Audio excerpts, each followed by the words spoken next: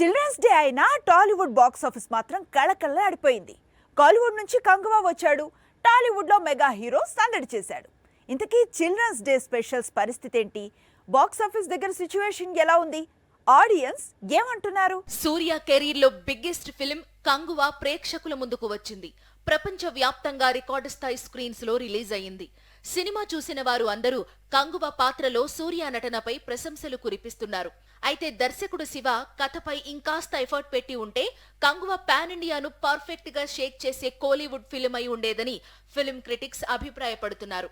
మొత్తంగా కంగువగా సూర్య మాత్రం నట విశ్వరూపం చూపించాడు అంటున్నారు సినిమా చూసిన వారు. ఇక వరుణ్ తేజ్ మట్కా మూవీతో మరోసారి బాక్సాఫీస్ ముందుకు వచ్చాడు. కంగువతో క్లాష్ కాకుండా మట్కా సోలోగా బాక్సాఫీస్ ముందుకు వచ్చి ఉంటే వరుణ్ కు ఇంకాస్త కలిసొచ్చేదని, తొలి రోజు వసూళ్లు పెరిగేవని సినిమా చూసిన వాళ్లు చెప్పుకొస్తున్నారు. మట్కా కింగ్ పాత్రలో వరుణ్ తేజ్ చూపించిన వేరియేషన్స్ సినిమాకు హైలైట్ గా నిలిచాయని మెగా ఫ్యాన్స్ చెప్పుకొస్తున్నారు.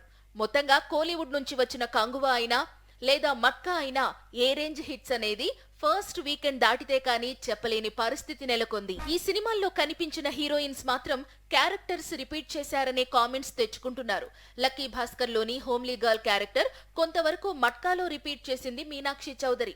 ఇక కంగువ హీరోయిన్ దిశా పటాని గతంలో కల్కీలో ఏ క్యారెక్టర్ అయితే చేసిందో సేమ్ టు సేమ్ అదే క్యారెక్టర్ ను రిపీట్ చేసింది. జస్ట్ నేమ్స్ మాత్రమే చేంజ్ చేశారు అంటున్నారు ఆడియన్స్.